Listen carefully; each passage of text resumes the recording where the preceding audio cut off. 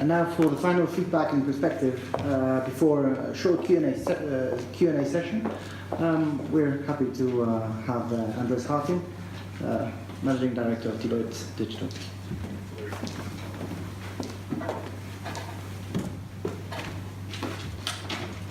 Yeah, Liz, thanks. It was indeed a pleasure. I mean, you guys had a lot of fun. So next to heated discussions and a lot of content, I think one of the key drivers for everything should be fun. And that's also something which should not only be digitally driven, but which comes from the heart, and we try to take it out.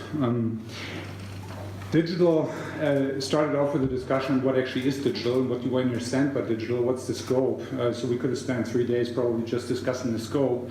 But one takeaway I had was really digital sort of goes across all the committees, and digital spans everything. You saw that from the previous speakers. It affects every industry, every business, and it affects society in a very profound way. We spent actually some time initially discussing on, does it have the right priority? And in many companies, and I would say even in many countries and governments, digital does not have the right priority yet. I learned as well there's different levels in different countries. One good example I took back, I'm going to get back to that later. So one thing really is for sure, digital will fundamentally change everything in the years to come in a way the Industrial Revolution has changed things before. So there's a lot of opportunity in a good sense. Digital will reconfigure entire industrial value chains. Let me just take 2 simple examples. If you take 3D printing, the Chinese have started printing houses in 3D. You can, in 48 hours, print 3D cars and use them. You just put them in motor and they're running. Skin is being printed. We're testing on organs already. So the discussion of the food committee is something I'm looking forward if it's a matter of taste, but at the end of the day, I believe there will be meat coming out of 3D printers, so that could change one industry to the good for society as well. And the other one is artificial intelligence. If we talk about singularity and the power of computing, today a computer has the power of the brain of a mouse, to simplify a bit.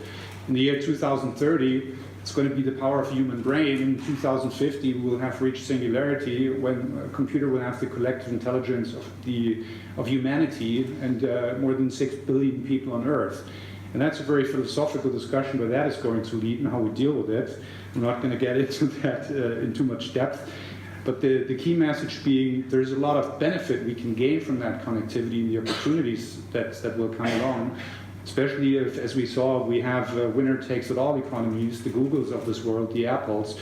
We're essentially grabbing all the profits that are coming up in some industries where we still gain productivity, but at the end of the day, we also have to ask the question of how do we reallocate that wealth in a meaningful manner that everyone is actually benefiting of that inclusiveness in a good sense. And we had a discussion, irrespective of the Committee on Universal Income, something to take away. I'm a very strong believer in that concept, which would actually help to make sure that everyone can benefit at the end of the day. Going back to the committee, in terms of structure and approach, I really liked the framework that you guys used, which helped to look at it not only from a vision perspective, but also how we can execute or to make things tangible, that they're actually getting executed at the end of the day. With 2 elements I would like to highlight. One was Yoshihiro is also a good example of that. You got into an early engagement of policy making. So from a German perspective, I've experienced it many times. Set up a working group, we start sitting with lobbyists, we develop something, give it to the government and say, this is what we want from industry, please make sure something happens.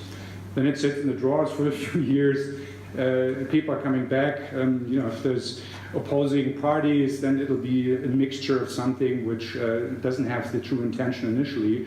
And one of the ideas which I really like was getting policymakers engaged at a very early stage and jointly, you call it co-creation, Jill, which was, I think, a very good way to go, that actually policymakers are part of developing the new framework versus readjusting something or totally reinventing it. Second thing, agile approach. Many companies are still struggling with it, and you said governments should be educating the citizens, I would even go one step back and say, to a certain extent, we have to educate governments that they're becoming more digital and they're also trying things and have a culture of experimentation. And a great example, which I learned, and we're going to take back, if anyone wants to know how as a government you can actually make use of that, I learned that Roman, who's the Deputy Prime Minister of the Republic of Tatarstan, is a very real person, but he's running a e-government that many other countries, I think, can learn from. That was a very, very good example of coming from the citizen or the user, customer-centric solutions which help your people, and I haven't seen that in any other country in that way so far. Singapore is another example, but probably not as broad. The target picture I'm getting to is if all things are becoming digital, and we're looking at connectivity of devices in the year 2030, we're going to have 1 trillion connected devices, not only from the smartphone, your shoes, your fridges, your cars, everything will be interconnected. You'll pay your insurance on the basis of how dangerous your route is, how well you live, these kind of topics. So that's going to span, again, everything. And companies as well as governments have to become constant innovators. That's my takeaway at the end of the day versus just digitally transforming. You have to develop a capability to constantly reinvent yourself. That's where I think it should be leading. And that is especially an effort which should be a cross-border effort and not a single society, single company, single government. And that cross-border effort actually I think is a great example. It starts here.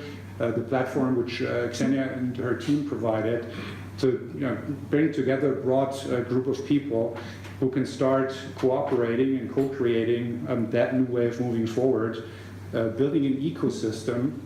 And ecosystems will play a very, very strong role in the future as well, going beyond your own capabilities, thinking in networks, working in networks, and leveraging that. G20Y to me really is an ecosystem.